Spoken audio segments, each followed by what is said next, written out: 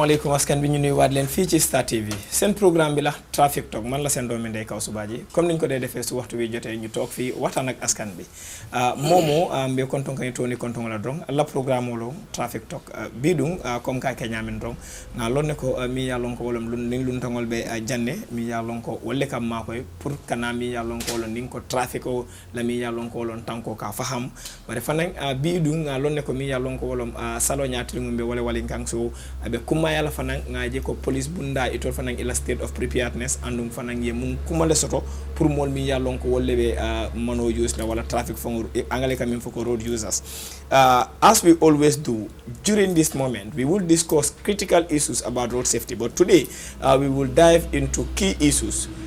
This is a festive period. The last days of Ramadan, it's always tense. And we have seen times without numbers. The police officers will always come out with strategies and mechanisms to make sure that road users will be safe and secure. But we also have representatives from the transport union who are responsible for the day-to-day movement of people. We have the National Youth Parliament representative, Honorable Nyang here. The National Youth Parliament has championed road safety issues since, or have been championing road safety issues since 2012. So welcome, Honorable. The Front Star Driving School is also here with us. So we will start first with Honorable. Honorable, welcome to Traffic Talk on Star TV. Thank you very much, Kausu. It's been a while. Indeed, and indeed. Happy to be back and happy to share this panel with amazing individuals here, and happy to be back. Thank you for having me. It's a pleasure. Very well, Mr. Nyang or Honorable Nyang. Yes, Mr. Ba. Thank you very much, Kausu. Di rafetlu rek jotaay bu nga xamantene ñu ko wara amaat fi ci Star TV ak Star Radio di wax rek Traffic Talk programme bu am solo la bu nga xamantene yàgg nañ di ci waxtaane waaye tey nag thème bu am solo lañ bëgg a ekkati mooy gannaaw bu nga xamantene ñu ngi jublu ci julli wala ci jeexantalu weeri koor naka lañ war a préparer pour ñu gën ci xuus gën a yee askan wi kon am na solo bu baax a baax ñu ti yëpp déglu bàyyi xel gën a taaxarlu ci jotaay bu nga xamantene dañ koy waxtaane tey. mu nekk lu am solo police PRO tamit mu ngi si suñ biir ñu dalal ko comme ni ma ko waxee waxtaan bi nañ ko def ci kaalamay mandinka ak wolof pour ñu mun a understand li nga xamante ne moom mooy traffic navigation bi nu moo demee saa yu nekk kon nag dinañ dalal ki nga xamante ne moom mooy police PRO ngee jia programme baraka bake kawsu comme ya fo nyamen dorong an kontanta bake pour kana ka kafu mol mamen ya lon ko be sila jang pour ka kachani bunda kuma ba comme ya fo nyamen security dum ate akamunta ay ko bele fudi every season for dum festival be kiri fata kiri sako ni ata be kiri kana dum wato men kono nsa ka be sun karo da mutata ngal ne ko sun karo la bata anin ala bato men bije jama kata jama last 10 days so mon kala kordal fili le kata la bato la amin jama kurungol men yan ko wala do ko mo donnete wol bu ka jibe fumbe ala batola ko monta ala batola ngamira nin kacha yel tambe dunna kacha kono bake inshallah. Indeed. Mr. Sambo from the transport union. Yeah, assalamu alaikum ñu setan wala mil ben jube kan ñu wato la kamo be kontong ñin tilbo la ka PRO kontong aning honorable me yana famata yanka fay na jia ko tem programme ndunta sisino la ko me yan sali sisino la kon men na viewers all konton na mil ben jube kan both Star TV management and Star Radio kal konton ka kausu konton min wularol ka mo be konton min wularol baraka bake honorable WHO always will come up with road safety statistics, and of recent we've seen that over 1.19 million people are involved in road crashes. Funnily enough, a good percentage of this are mainly people that falls within the youth age bracket, 18 to 55 or 59 years of age. We know they are the workforce, but these are people that are also involved mainly on road crash issues. As a youth parliamentarian who over the years have closely engaged road safety matters, what's your take on this and what observations do you have? Thank you very much, Kausu. And this is very alarming. And of course, it should be a call of concern for every individual. Here we are as a panel, we are stakeholders in this. As a National Youth Parliament, our engagement has always been very strategic when it comes to road safety and road-related issues.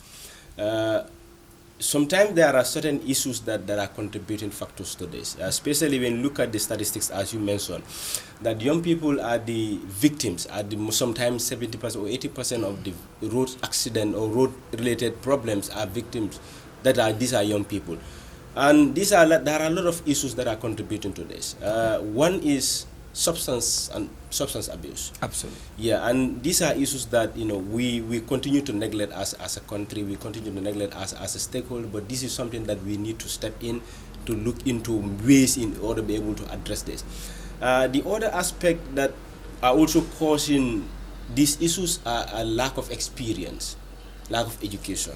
You cannot just get a driver, you cannot just get your vehicle and go to the highway and drive without understanding the road science and the education surrounding the road so it's not about the ability to drive only. It's not just about to move a vehicle, Absolutely. But you need to understand also the road science. Exactly. So these are issues that are also contributing factor to this. Like one of our panel here, Ali made mention of, the educational level regarding our road usage is very, very low.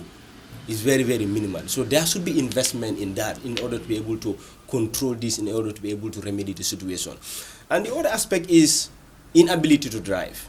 The way we handle our vehicles, our tricycles, whatever material that we're using in our highways, the way we handle them are not properly in line with the current realities. Okay. You understand? Indeed. So again, these are issues that we also need to look into. The police, good that we have the PRO here on board, and there are a lot of issues that we need to address as stakeholders. We cannot just blame the police, for what is happening, but of course the police will also, of course, take the part of the blame, because that is the usage of our license. Okay. And then issuance of license. Issuance of license. Okay. Again and again, those people that are also driving under the influence of alcohol, under the influence of drugs. Okay. We have been seeing those reports here. Of recent, when I started the program critically, I used to do even night drives. But almost now, the police has restricted their efforts towards checkpoints. Also, even traffic control, a lot of it. Even yesterday, part of the videos that we've collected, the sun was hot, but we've seen them trying to help people to navigate. And these are critical issues. One of it was at O.J. Johnson and Cooperative. These were the areas that we intended to go. And we went there and we saw the traffic police officers helping to navigate traffic. So one of it that you've mentioned is the issue of substance abuse, which we know very well that maybe PRO will come to throw more light on that.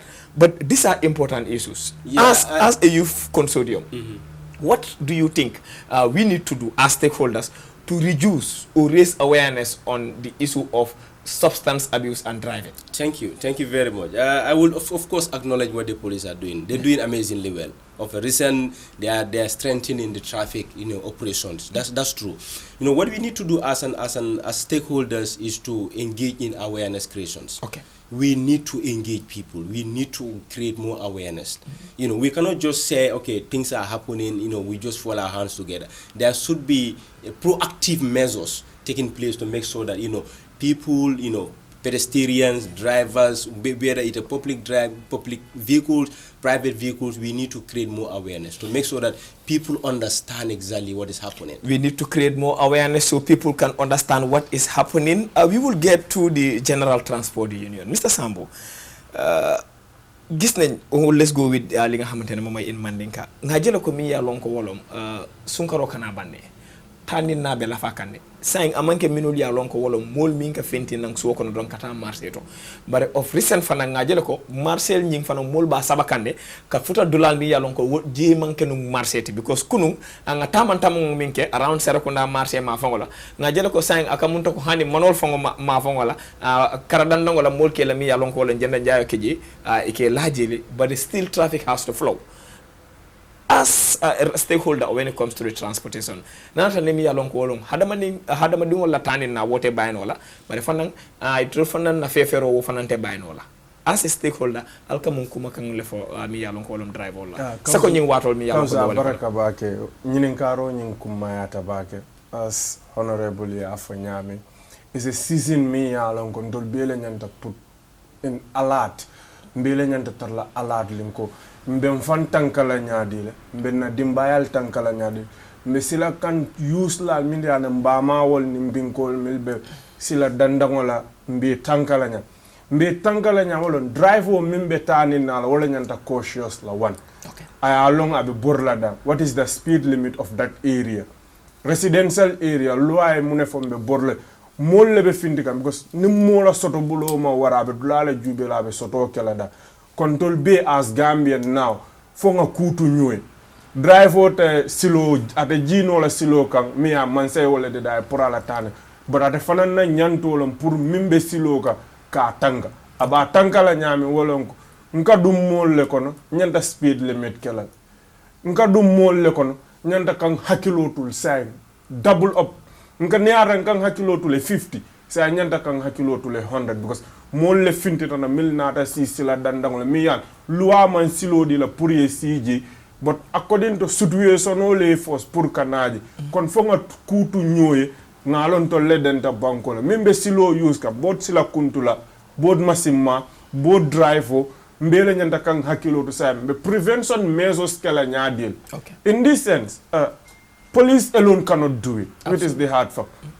Both civil society, both the union, both NRA, National Youth Council, any stakeholder, transport, Ministry of Transport, mbenga mbulo di nyola banko nkang nyati activity inse mune keno ka accident otala inse mune keno pour ka molta wala mbenyanta vigilant mbenyanta ka diamul ka mol karandi nyanta silo use like ndol ka min for na drive wala mol ye wuli juna ye ta juna. Okay. Kana ak mbe kana si for ross aw mbe ka finti nyon.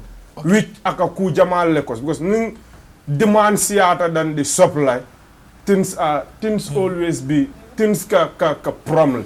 Honorable FM for Jami Yalonko, it's critical. Substance abuse. And with Jama the last time during the festive period of the Christmas, we've talked about it. And part of the conversation, ila coffee le mixed with other things, and we are being puri kana senior. And this could be considered as a drug.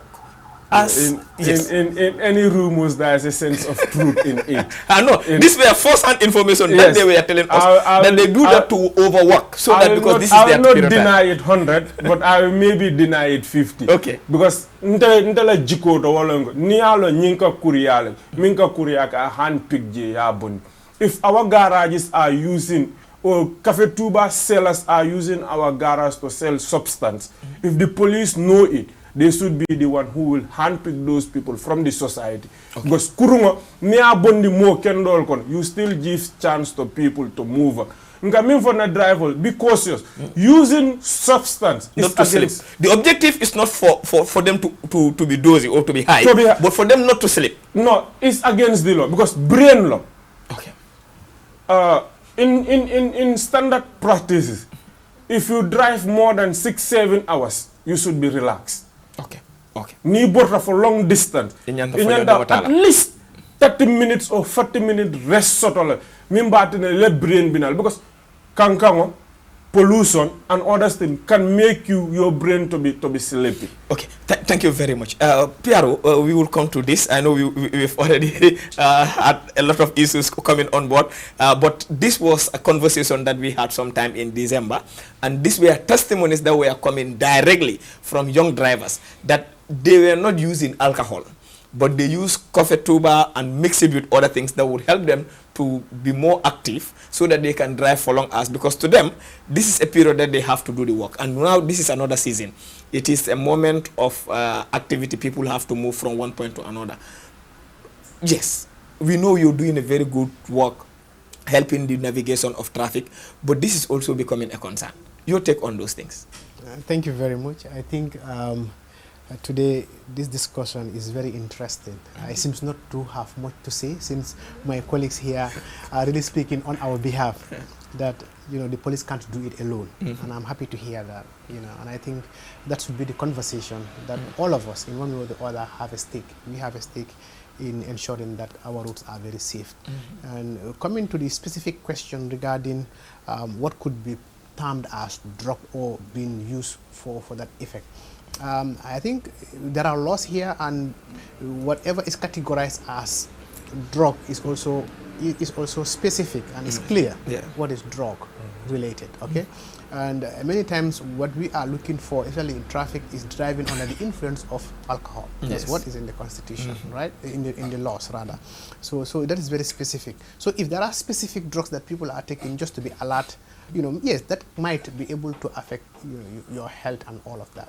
But at this stage, are we in any position to say, because that might comprise or might be in a category of drug? Yes. How would the police handle that? Indeed. What we would do is what is in our laws is to test people when they are suspected driving under the influence of alcohol. Indeed. That is very clear. Yeah. Now, if they are mixing coffee tubas and the others to get them allowed. And in fact, some of them, they are not even prohibited drugs. Yeah, exactly. So look at, even when you are studying, people say Nescafe. Not Nescafe, don't allow for study and all of that. So if you are using that for that purpose, and people say, okay, that is drug, you are drugging yourself so that you don't sleep and it can affect you. Yeah, it can affect you, but is it a prohibited drug? Yeah. This is something that we need to be very careful of, and let it be very clear. And I think that's my reaction to that. Yes. Hopefully drug law enforcement will help us understand maybe what are the specifics. We need to know whether they have elements of those that are prohibited, because they are mixing too many things together. Look at the coups when it came. It's not just they mix coups and cannabis and other stuff. There are a lot of things. Yeah. It's a cocktail of so many other things. Yeah. But hopefully drug law enforcement will help us with respect to that. We've seen you've taken a very good measure, and in fact timely, in the sense that you didn't wait until the last 10 days. We've seen this some 4 days ago, since Friday. Police has been helping for people to easily navigate traffic, more specifically during peak times. This is a good initiative. We've seen that you're coming up with it. Briefly, can you tell us the motive behind that? Yeah, I mean, we have to understand that the Gambia Police Force, especially the mobile traffic unit of the Gambia Police Force, is responsible for enforcement of traffic laws and regulations, and that every vehicle, any vehicle in this country would have to comply with those rules and regulations for you to be able to apply on our roads, whether private or commercial.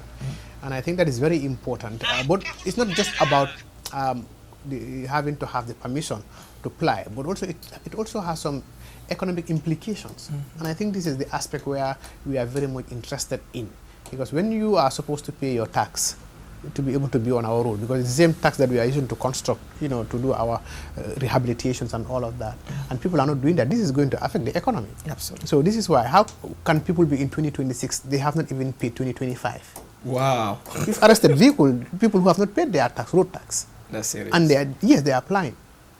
And also people who are tinted their vehicles, and they should be able to pay. At the time, tinted was 15,000, and now it has increased from 15,000 to 30,000. And that is, the reason for that is also, I know, is to deter people. Why would you tint your vehicle?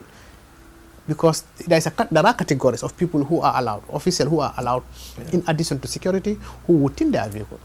You understand what I'm saying? And also the fact that, yes, it doesn't mean because CISAO is a police officer, so my private vehicle, I have to tint it. I have to have clearance to tint that. That goes for every security institution. We already know all of these things. That any security personnel, except if it is an official vehicle, but your personal vehicle, unless if you have a clearance, this is why King Koli would arrest even police officers' vehicle, would park them. You understand? Even not only that, even ambulance. At a point in time, you say an ambulance was parked for being tinted. You understand? Because there are so many other implications who could, because if you don't know what is in the ambulance, it's tinted. Indeed. You understand what I mean? It can be used. We might think that it's a patient. It can be used. You remember, I think in the 90s, it happens even in the Gambia. In the Gambia here. Yes. Yeah. Even one of the fuel could attacks, Yes. they went and then used an an ambulance. Yeah. You understand? That's number two. Number three, vehicles that are applying without number plates. No. And I've always said this, number plates represent on vehicles, it represents the name of the vehicle. You understand? To be able to identify the vehicle. Yeah. You have so many Benz, you have so many Pajeros, Land Cruisers here. But if you don't know the number plate, it will be difficult to say who did the hit and run here, who violated this, who did that, who did not do that.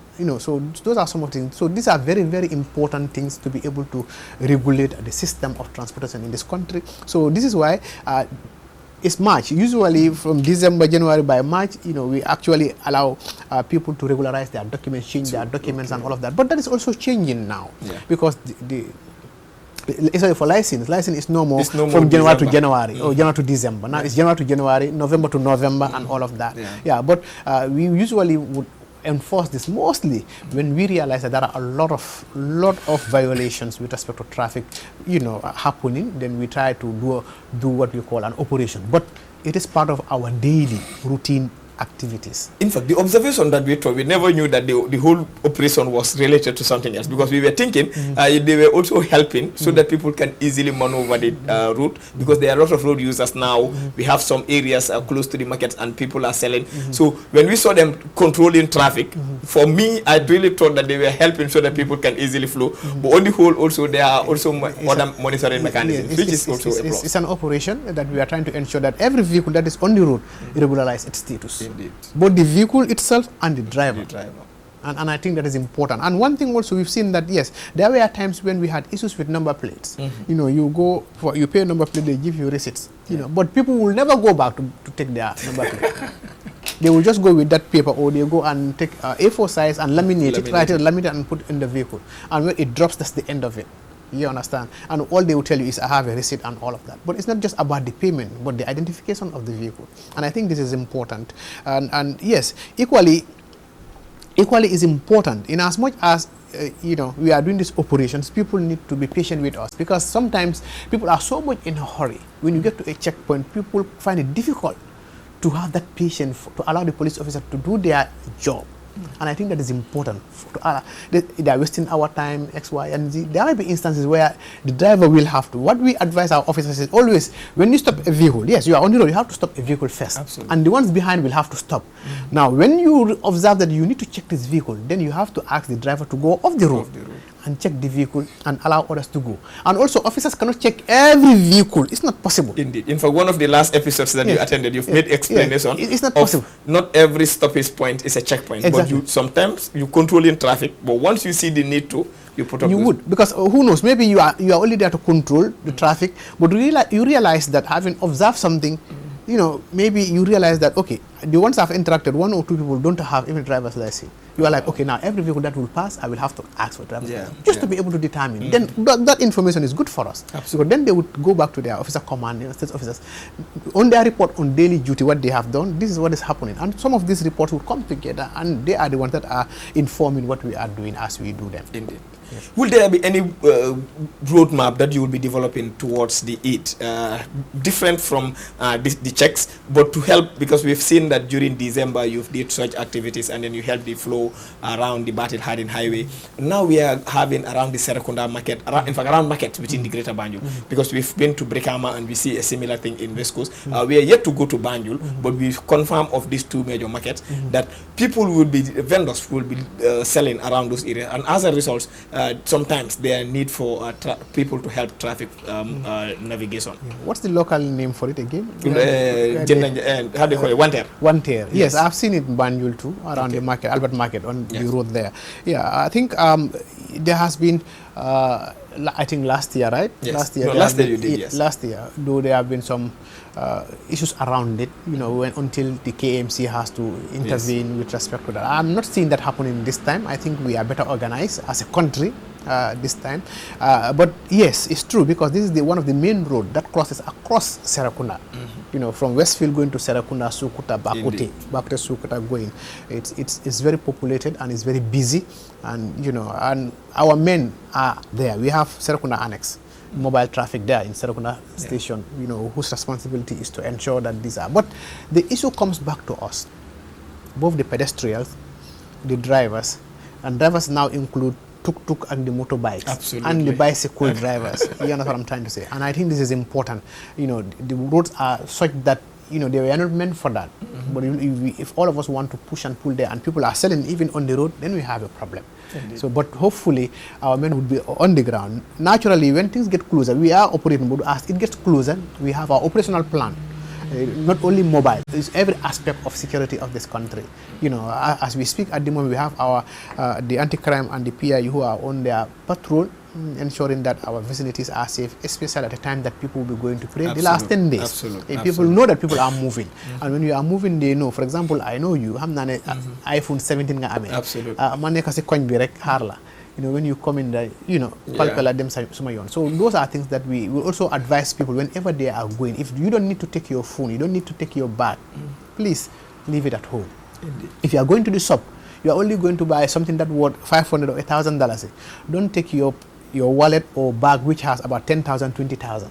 Yeah. If you need to buy something, you know it's 500. Default 500 suppose. Don't bring the 200 bunch of 50,000. You want to remove the bunch. Everybody see that you have a bunch. You contact. You understand? Now people are observing. You buy that, they follow you to the taxi. They also enter the taxi. They follow you. You drop, they drop. ñu am foo xam ne dafa wéet rek ñu def la ko. Absolutely. jox ma ko suñ la jox ma ko au paaka mu ngi nii. You know what I'm trying to say. And I think this is very important. Security is our responsibility, individual responsibility. Our security is our individual responsibility. The state has a responsibility. It's the state to ensure that this environment is safe and everything. We don't go to your homes. We don't go to, those are private places. The only time that we go to your home is when we get intelligence. We have information that something unlawful is happening in that compound. Is when we have authority, we go. Yeah. Even when you want to stop us, we said, no, we are going to go. Push and pull and all of that. So, and I think this is important for people to know. Let's try as much as possible also to avoid going to dark places alone or going to, remote places or lonely places like alone. Go with partners so that you can be able to have, when people see you with partners, they might, if a criminal might think around what is happening. So the Gambia Police Force will continue to do this to extend and strengthen our visibility patrol. You can see that we are enforcing what we call the 80-20% rule. Recently, our new strategy of community policing 2024-2029 is to ensure that 80% of our personnel, are on visibility patrol. Okay. When they report at the police station, for example, 10 people report, maybe 8 would be at the station, 2 will be at the station, 8 are going out on patrol. Yeah. You see them in the streets, around the markets, Yes, you might say, whatsoever, right? But their presence there alone would deter. Indeed. But also, it's easy for them to call reinforcement when they need. For PIU reinforcement, anti-crime reinforcement. I will use the words of Ali. He said, people don't respect the law, they are afraid of the police. So once you see them, yes. you're conscious. Exactly, and I think that is very important. So we want to encourage everybody who uses the road, and that's for all of us to respect the rules of the game, and that is the road. The road is meant for transportation, for movement, easy move. And let's be patient with officers, and let's respect, especially when we are using the Batin Hardin road. The zebra crossing and all of that. I think there have been a lot of talks around the zebra crossing, people not respecting the zebra crossing, drivers not also allowing. Yes. Because when it's a zebra crossing, you find somebody standing, that tells you this person wants to cross. You understand? But because you are in haste, you don't want to wait and allow. So what we tell our pedestrian is don't force, because your life is what is important. Absolutely. When you want to go and a driver is competing with you, allow the driver to go. Then you cross. But we are also encouraging drivers to also ensure that, they allow people. We will surely do a special edition on roundabouts and zebra crossing, exactly. Inshallah. Aliou, waxtaan bi mu ngi gën a am solo, comme ni ma ko waxee traffic talk la. Gis nañ li nga xamante ne moom mooy police bi, explanation bi nga xamante ne joxe nañ ko. Ne li nga xamante ne moom mooy they will always be there pour make sure ne li nga xamante ne moom mooy nit ñi seen kaaraange ñu am ko. Emale wuñ ko si sax si li nga xamante ne moom mooy wàllu dem ak dikk bi di wàllu trafic bi, but gis nañ ne li nga xamante ne moom mooy other strategies yi nga xamante ne put up nañ ko. Ñi nga xamante ne ñoom ñooy génn ak yooyu noonu. But we will come down to new drivers as a driving school. Most of these new drivers falls within age bi nga xamante ne moom la WHO wane ne ñoom ñoo day gën a involve ci li nga xamante ne moom mooy road crash mooy between 18 ak li nga xamante ne moom mooy 59 years. These are mostly age bi nga xamante ne most of the new drivers fii lañ dee fall into. But gis nañ ne WHO mu ngi wane ne ñu ëpp si ñu dee involve ci li nga xamante ne moom mooy accident si age bii lañ dee toll. But also fatality li nga xamante ne moom mooy accident si mooy nit ñi nga xamante ne ñoom ñoo si dee loru also si age bracket bii lañ toll. What's your take on that as li nga xam ne moom mooy representative of the driving school? Thank you very much Kawsu si laaj bu am solo ak leeral yu nga xamante ne yuñ bokk ak jotaay bi leeral nañ ko. And thank you very much to the police PRO si fànn yu nga xamante ne laal na ko foog naa fànn yu am solo la te yu jar a bàyyi xel la ne kaaraange réew mi collective responsibility la du pour kenn nit mënut a yóbbu dem fenn waaye ñun yëpp suñ jàppoo xëccandoo dóorandoo su yàggee rek dinañ am luñ bugg a suñu réew ku nekk war naa nekk sàmm ngir sa réew ku nekk war naa nekk sécurité ngir sa réew soo xoolee nag man lu ma dee wax moo nekk dañ am problème gis nga suñ driving system bi nekkul rek xale yi most of the time man suma boppa dama dee am this mentality benn bés maa ngi ànd ak suma broda ma gis nit def dara rek si trafic bi xam naa ne ma ne kii soo utul mag moo ko def te buñ demee fekk mag la mun naa nekk suma purpose te obviously most of the time su ma waxee lii mag moo ko def rek dama ko dee am ne mag moo ko def because of lan la dafa am foo dee tollu da nga dee foog ne yow waruloo toppaat loi ñun suñ mag yu bari dañ ko dee def ci kaw trafic bi dafa am fu ñu doo tollu dañu seete seen boppa ñun kilifa lañ nañ def lu ñu ne te most of the time daf dee am si mag yi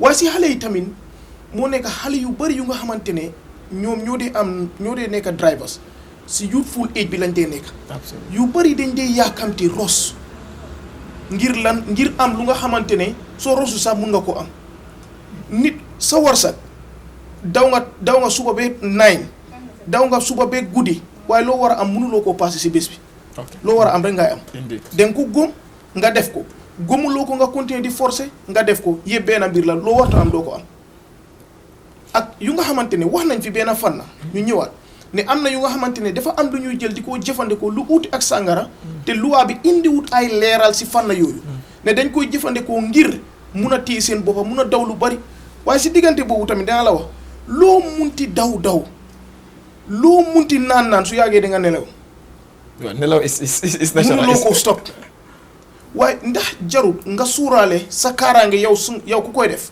sa kaaraange because dañ la di wax the life you save might be your own life absolutely loo munti am dunda moo ko gën a ne no in fact soo génnee am mu ngay am sa life moo am boo tax ma ne loo munti am dunda moo ko gën a ne nga toog kuñ fi laajte woon si yuy daw yooyu nga dunda fii ba téeméeri at wala nga ñàkk am si diggante bi dunda moo ko gënal am kon loo munti dawal rek dunda moo ko gën a ne kon yow soo koy def dangay sóoraale yow sa kaaraange nga sóoraale sa wér-gu-yaram dafa am solo because nit rek la mun a doon te nuñ ñu bindee am na nooy overuse sa bopp rek su yàggee def laa lor waaye te dafa bari si xale yu nga xamante ne ñoo nekk driver si ñoom dañ foog ne ndaw laa rek lu nekk mun naa koo def waaye dañ foog ne ndaw laa rek lu nekk laa war a def tamit waruloo def lu nekk waaye mënuloo def lu nekk tamit waruloo def lu nekk mooy yow loo munti nekk ndaw am na sarta yu nga xamante ne ñoo ëmb suñ kaaraange yoon yi moo nekk suñ road signs yi suñ traffic laws yi ak everything lu nga xamante ni ku nekk war na koo seetu loolu police PRO lu mu wax seetu driver nga seetu tuk-tuk nga amee seetu motorbike nga amee seetu bicycle nga seetu pedestrian nga because ñu ne di road signs they guide all road users who are the road users yan ñoo nekk road users yi moo nekk ñëpp kuy dox ku yore saret ku yore welo ku yore rider yëpp si road users yi lañ bokk te ñu xool comme dañ ko doon discuss li lu yàgga ne lan moo umba kaaraange ñu indi si ñetti fànn yu nga xamante ne dañ am solo dañ ko dee waxtaanee always waaye dafa am solo because all the time dama dee wax nit ñi mooy ñetti yuñ dee faral di waxtaan ñu ne first moo nekk di engineering aspect you know that our engineering aspect bi boobu is not welcoming ñun si Gambia bi because drainage system bi waroon nañ ko sóoraale ñu sóoraale pedestrian motocycle waaye loolu yëpp dañ ko téye def ko si benn yoon kon ñun foog ñu mayalante ak bàyyante xel loolu benn la ñun ñëwaat si beneen boor bi moo nekk enforcement bi loolu dangaa ñëw si police yi la waaye enforcement bi ba tey although police ñu ngi try waaye ba tey am nañ loopholes te loopholes yooyu nag nekkul si police yi rek la si ñëpp ñoo war a fight pour loolu bàyyi moo nekk tey soo ñëwee si suñ loi si mobile traffic act bi mobile traffic act bi dafa wax ne mu ne soo demee si section 51A section 51B dañ wax am na fànn yu nga xamante wax nañ ko si under chapter 70 of the mobile traffic act section yoo am mu ne la waruloo dawal moto nga yore sa mobile benn loxo bi nekk si mobile benn bi nekk sa loxo yëpp war nañoo mun a nekk si baar bi pour nga dawal moto waruloo nekk si téléphone loolu loi la dafa ñëw si suñ constitution bi te suñ constitution bi amul police officer nga amul normal passé ñun yëpp we are on di motor traffic act waaw motor traffic moo nekk si kaw loi bi moo nekk si kaw ñun yëpp ñoo nekk si loolu waaye tey te ak boobu mu ne suñ la téye si loolu di minimum charge bi ñu la war a charge moo nekk 2500 to a maximum of 6000 foog naa loolu la loi bi bind 1005 you understand su nekkee on a téléphone 1005 on a téléphone 1005 ok su nekkee léegi ñu ne 1005 nañ ko wax 800 sax lu mu munti nekk rek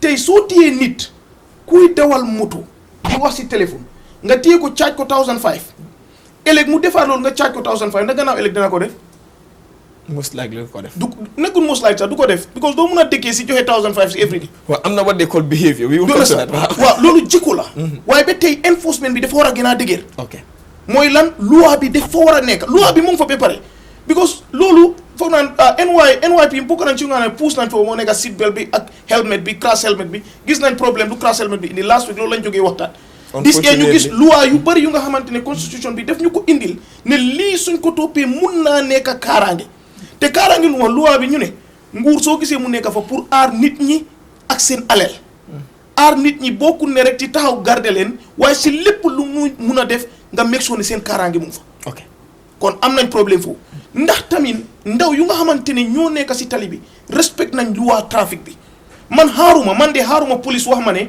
fii waruloo fii taxaw wala da nga fi war a taxaw xaaruma police mu ne ma solal seat belt bi ko xam naa ne loolu suma kaaraange la su ma doon loru sax balaa police bi di ko yëg man maa koo njëkkaa yëg. absolument tey nga gis tey nga dem si boori marché nga gis place yu bëri ñu nga xamante ñu ngi am no parking because police yi mun nañ ko faa place pour dimbale ñu ne fii no parking la ñu ne la no parking lu waxul la ne waruloo faa taxaw waaye waruloo faa taxaw yàgga fa luñ la may mooy taxawal nga wàcce wala nga jël nga dem sa yoon waaye nga gis tey commercial driver bu dawal van ba pare taxaw ne di ji ut client si no parking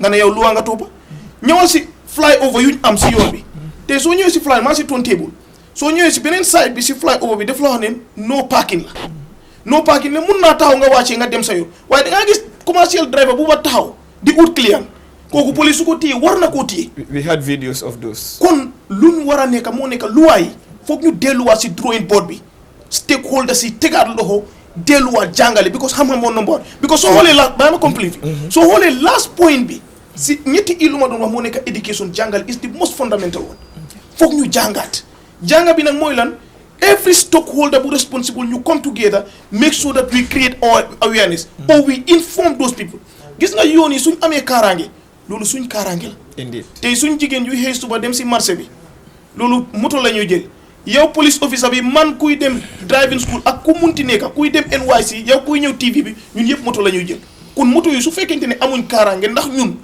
kon suñ life nekkul si risque kon war nañu mun a bàyyi xel suñ nekkee ay ndaw time bu nga xamante ne dafa xat nit yi yëpp ku nekk mu ngi génn di uuti lu mu delloo si këram yeneen ñi ñu ngi uuti lu ñuy sol yeneen ñu lu munti nekk yow soo nekkee meeg sol nga bàyyi sa xel nga toppa sarta yi gis nga sarta luwaa yu si yoon bi suñ ko toppee jarul police officer taxaw sax dañuy wax defal nii.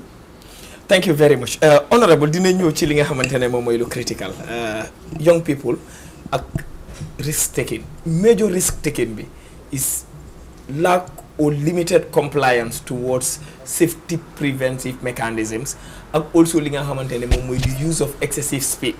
These are issues you gis last week fii lañ toog waxtaanee on the issue of crash helmet. Unfortunately that was on Tuesday. Wednesday si guddi ñu jox ñu benn information unfortunately kenn ki gaañu na ñu air the story ñu waxaat ñu ne keneen ki gaañu na and li ko waral mooy information bu ñu receive mooy ñetti nit ñoo nekkoon ci motorbike ñu ngi doon dawal kenn soluti woon helmet.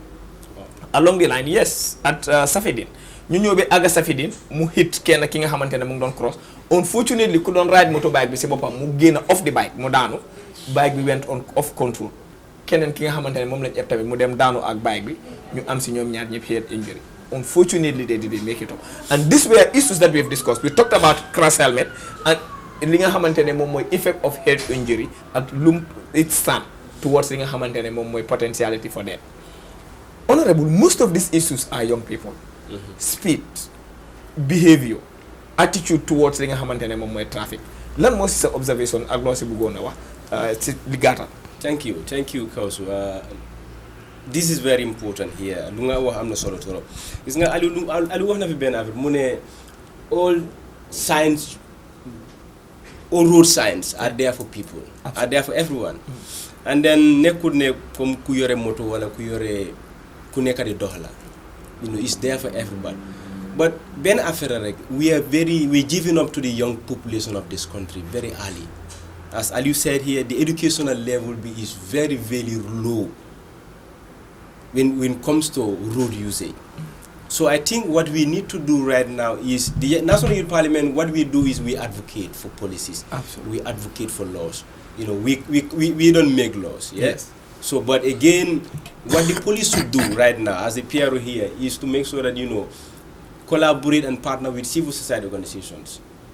This will go a long way to be able to educate the young population of this country. There is a very big gap when it comes to understanding the road usage. There are laws, like Aliou said, laws are there, very beautifully crafted laws, beautifully written, and everything is detailed. But again, the enforcement of these laws are lacking. Okay. So yes. We will come to enforcement. Bugana, you make an observation because as a youth consortium, Purman, awareness raising is supposed to be from our end. Simply because, okay, Star TV has taken up the initiative and we are doing this program. If the National Youth Parliament write to its partners, in the era of social media, in those days we used to have what we call like the I report, whereby you see something, you just send in support courtesy of one of the UN systems. I really cannot remember whether it was the UNDP also. But once we do such, we would raise awareness more than the police. Yes, absolutely. That's the reason why I'm bringing the police here. Okay. Police is a government institution. Yes, but it's an enforcement body. It's an enforcement body. Yes. The National Parliament is not a government institution. But we are the body to raise awareness. It's a body, created to raise awareness, but we are not depending or we are not receiving funding from anybody. We are donor fatigues. We struggle for fund. Look, this is it. We have the human resources. You understand? We have the capacities to be able to raise awareness. But fundings these are very key aspect of awareness raising. Okay. You have the ideas. This social media that we are talking about here is one of our strengths. As an organization, as a group of young people, to be able to educate our fellow young people, go to door-to-door campaigns, reaching communities. But again, we cannot do this in the absence of fund. So the police here, I'm not saying the police they have the money, you understand? But again, police have the press unit, right? Yeah, there's a press group. Yeah, they have a media team. Exactly. So the media team can also partner with organizations that are into road issues. Okay. Create awareness. Like we said, the police cannot do it alone. Indeed. They cannot do it alone, but they also need expertise outside to be able to do this. Part of your work is to make sure that enforcement is there, but also part of the work is also make sure that there's awareness creation. 778-7776. Yes, I want to react to this, and I think it's very important what he is talking about. And sometimes this is what usually is always the case. Like you mentioned, our primary responsibility is the enforcement of law. Absolutely. What anything else is just a secondary to complement that. Yeah. You understand? And it's true of recent the public relation office has diversified, but the purpose of the public relation is to be a liaison office between the public and the institution. Okay. So that anybody who wants to know anything about the police and policing, through the public relation office can get information, like journalists and all of that, and and vice versa, right?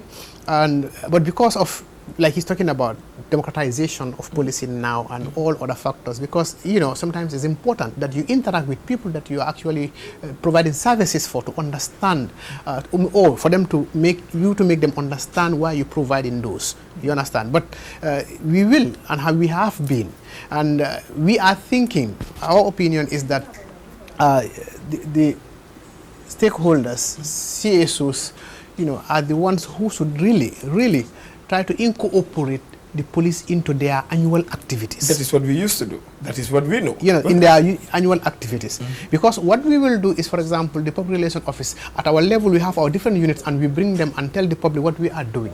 You understand? Like using social media or going to school and all of that. A few years ago, especially 2016 coming to up to last year, we've been having support.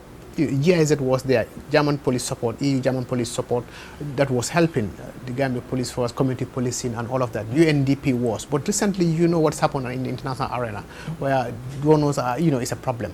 So we've realized this. Now we are domestically, trying to see how best we can continue this activity. We used to have nationwide caravans annually and all of that. Now we are having locally doing this, going to schools, going to communities, garages. Our community police unit right now is one of the most vibrant unit of the Gambia Police Force. It's a composition now. It's not just the community police unit, but they go with the gender and child welfare unit. They go with human rights and professional standard unit. They go with our prosecution and legal affairs unit to schools. I think just the day before yesterday, we are from CBEX.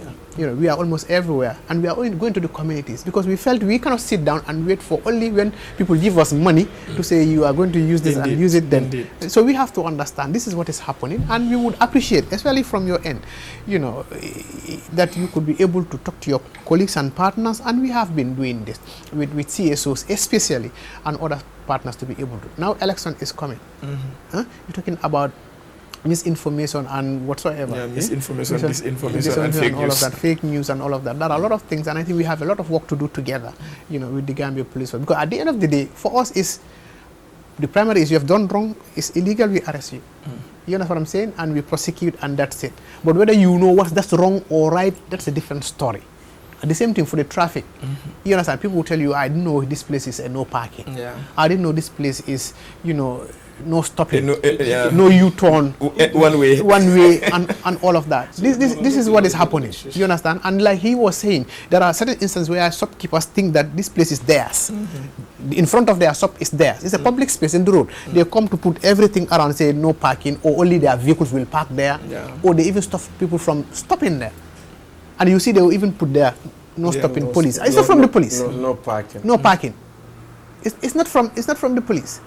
You understand? Because if you need that, you have to apply. Then police would have to come and assess the place and see whether they are supposed to be such or not.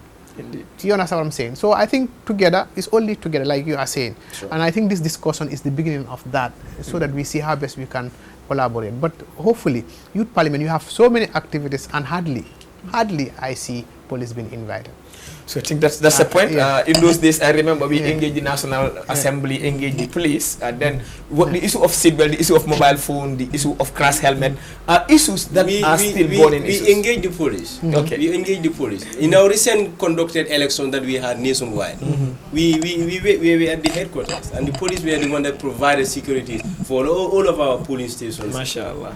across this country. So the police, they're We're not talking about when you need our service. We're not talking about that. No. We are talking about when you have projects, activities. When it comes to projects that involve policies, of course we will, because we work with every.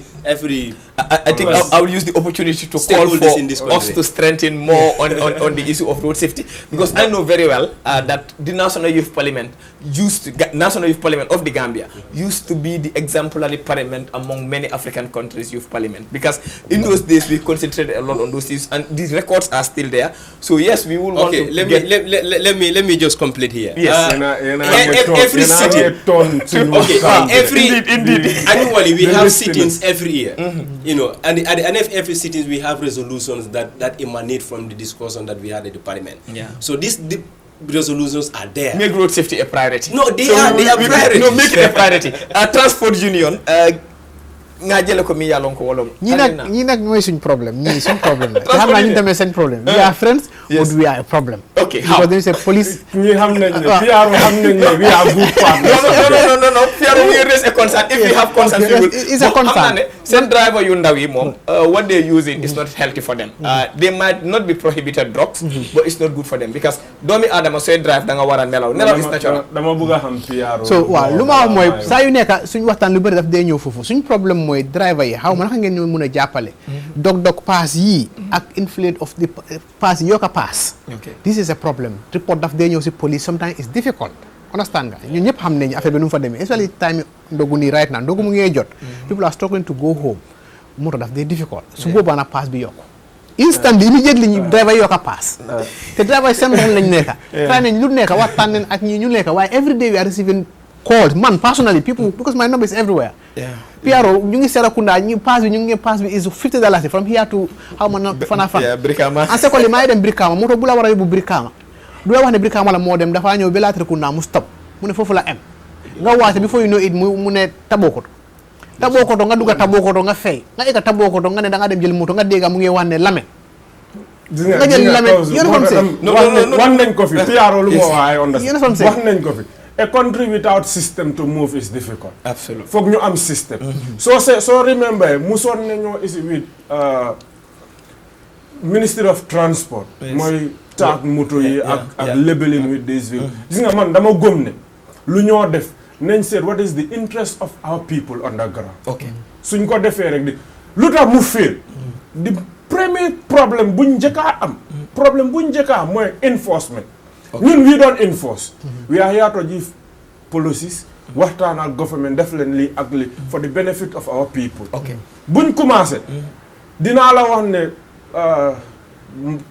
Bakaw was perfect. Costa Road was perfect because man I was at the ground always pour seet naka la ñoo def but buñ demee ba si biir police luñ ñu wax it is not a law they cannot enforce it They cannot enforce we cannot enforce it. That was when the Minister of Minister Works of came Works up with that regulatory level. mechanisms. I remember Secondly, that. let's understand. But the regulation- agreement with Minister of We will come back to that This point. problem, Yes. I face it personally. Okay. Man, I always advocate let's regularize our transport fare. Muy one. Two, let's bring laws to govern us. Muy three. Okay.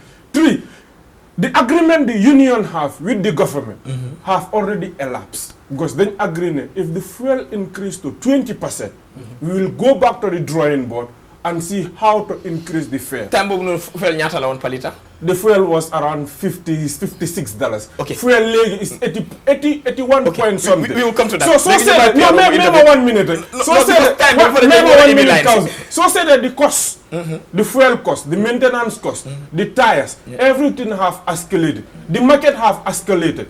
We are businessmen. Danga def business to gain something. Okay. You cannot do business at the end of the day ngay loss. Lu ñu wax government, let's sit as a team. Ñu isi suñ tarif. Said lan is the current situation at the ground. Naka leen ko improve We will look at Ziploc Cross. We will look at Ziploc Cross ak roundabouts. After boobu noonu dinañ get into tariffs by God's will. No. Yes, Piero, sa réaction si loolu noonu rek balaa ñu ibi line si. li ma doon wax rek mooy ne there are issues with the drivers. Okay. waaye su nekkoon ne populace bi jàppale nañ police yi. Okay. kon solve nañ problème boobu noonu. Okay. mooy yokk a paas bi ko da ngaa nekk si moto sax nga bëgg a dem paas bi nangam la. understand nga ñu nekk si moto ñu la wax ne yow soo ko mënutee fay xam nga. wàcca ñun ñu fay yaa ngi waste suñu time. that's number one. number two su nekkee ne nit def na loolu noonu lu moo xam ne parce que ñaata driver ñoo dee display seen tarif bi. in the vehicle. ne li mooy tarif bi ñëpp xam nañ ne fii from Westfield to Brikama nangam la. but it's displayed there so that you don't need to ask anybody o xanaa ku jàngul that's number one. number two su nekkee ne tamit nit dafa yokk a paas yow mii koo xam ne is affected you are reporting to the police you are reporting a case. nit ñi amuñ patience bi pour dem bind statement. Absolutely. Because that is what you go, that's what the police is going to use to go to court. Now you are enforcement. Not that the police buguñoo enforce or police mënuñoo enforce, but enforcement, we have to have witnesses. Absolutely. su nekkee ne kii lii la def il faut ñu am koo xam ne moo mun a taxaw dem court mu nangu dafaa dem court wax ne driver bi place nangam la ma jëloon lii la ma caaj nii ak nii ak nii keneen tamit ñëw wax lii loi bi noonu la because you have to be fair not just because man wax naa lii loolu moo am understand nga so many things that are happening here is because doomi aadama bi dafa yaakamti ñun dañu yaakamti bëgguñ suñu time waste amuñ you know what I'm trying to say so loolu moo dee tax te lu bëri even que lu ma wax ni ay belta yooyu noonu dem na benn ñeneen ñu foog ne is normal like anybody can whether you are a serviceman loi bi is here for everybody. Absolutely. It does not differentiate anybody. This is why we are saying whether it's tinted or whether no number plate, what we know is there are people who are exempted in government and also the security when they are on their duties, even with the belt.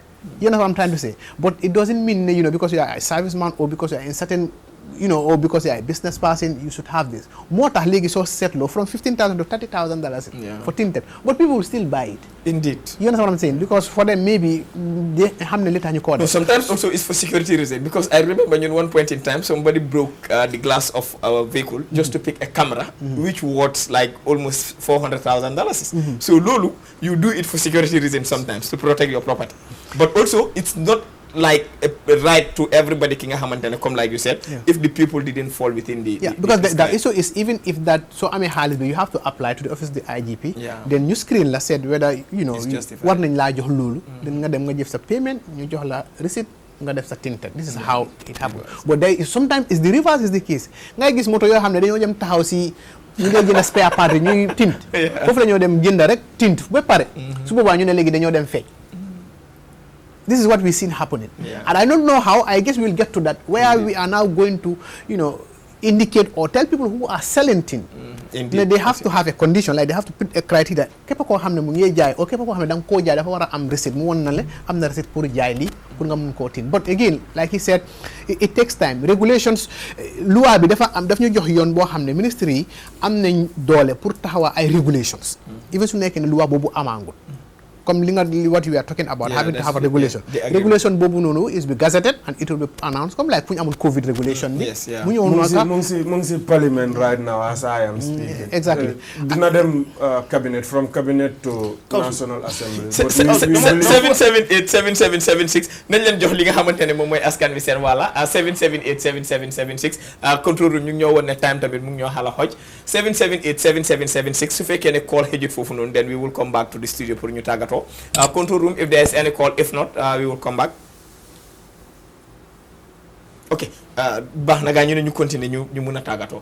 Yes, ñu summarize ku nekk fu mu nekk nii one minute la ñu joxe each. No, gis naa conversation was very interesting waaye soo xoolee yëpp foog naa Sambu mu ngi ko wax ne mu ne dafa war a am système.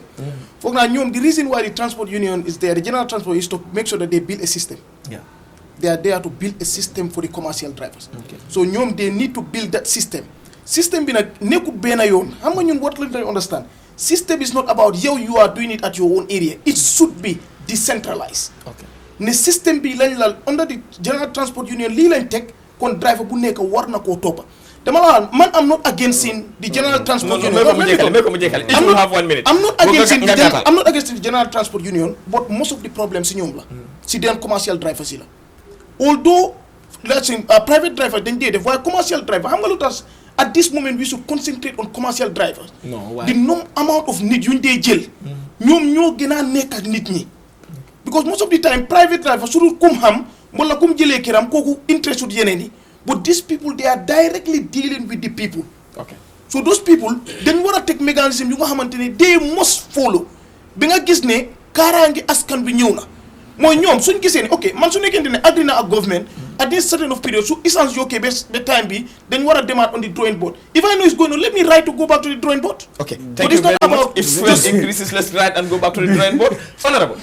Yes. Conclusion lañ nekk ku nekk 1 minute lañ la. Thank you so much Kausu. Thank you to my panelists. Discussion bi am na solo trop. Man maybe now you take some of it to say Aliou regarding the transport union. Okay. Authority man si moom booba dafa des within them. Okay. You know that they are not for me same organization bit they are really not very organized. Okay, why do you say so? Okay. Not every commercial driver is answerable to them, is following their instructions. Okay. I have really observed that. Okay. There are certain abnormalities that are happening that the transport union will against it, but still the commercial driver will still go ahead with and do it. Okay. Yeah. So again, this will come to you. Yeah, this is something that I just want to add on it, and then for them to go and regularize, because every institution has to be very independent to some extent, to be able to organize and coordinate your people. Okay. Yeah. Okay. Thank you very much. Yes, Mr. Especially when it comes to young people. Thank you very much when it comes to young people. Yes, Mr. Sambo. Ñun dafa am loi lu ñu santa. It's a freedom of association. Okay. Any 50 member can form a union.